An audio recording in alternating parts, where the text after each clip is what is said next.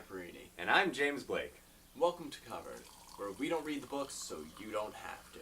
This week, we are reviewing the New York Times bestseller, The Walking Dead, Compendium One.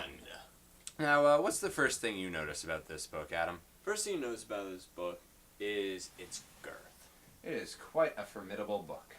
That's going to make me make the judgment call right off the bat and say that it is the Moby Dick of zombie horror fiction. I'm going to say it's the equivalent of a crowbar, because you could definitely bludgeon someone to death with this thing.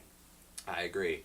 And so that obviously means it's a tale about revenge and intensity and, tying knots at sea. Absolutely.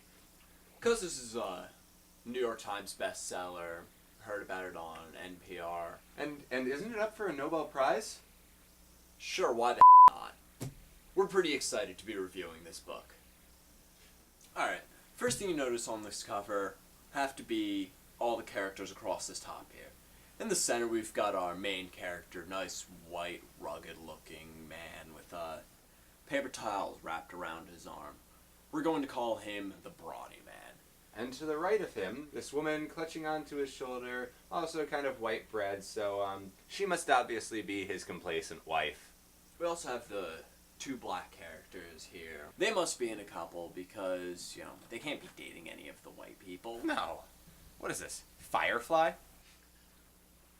You think we went too far with that? No, don't worry. My best friend's black.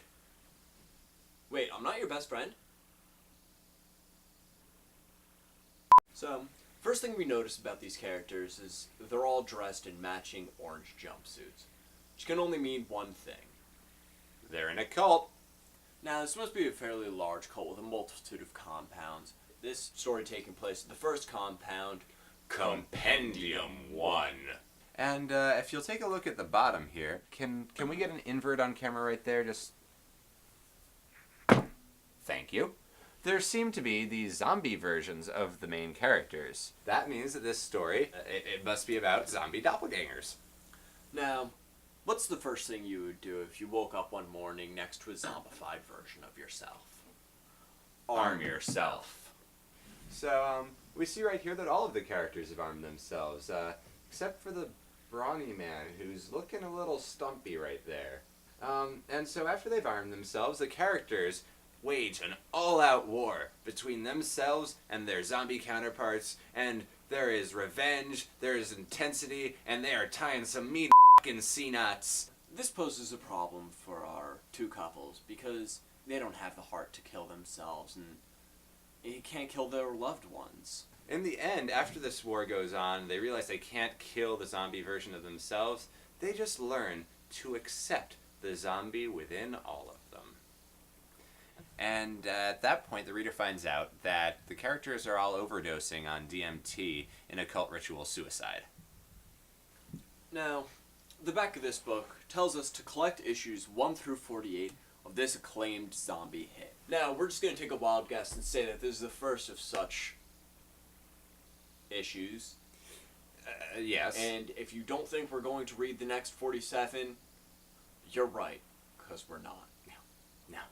And since it's a New York Times bestseller, and it's got all these other things going for it, and Moby Dick was such a great book.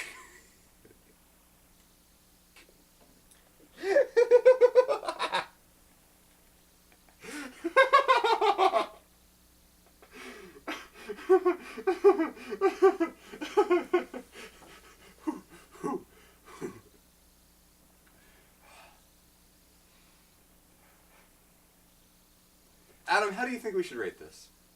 Alright, with all this positive going towards it, I say we vote this book 5 thumbs up.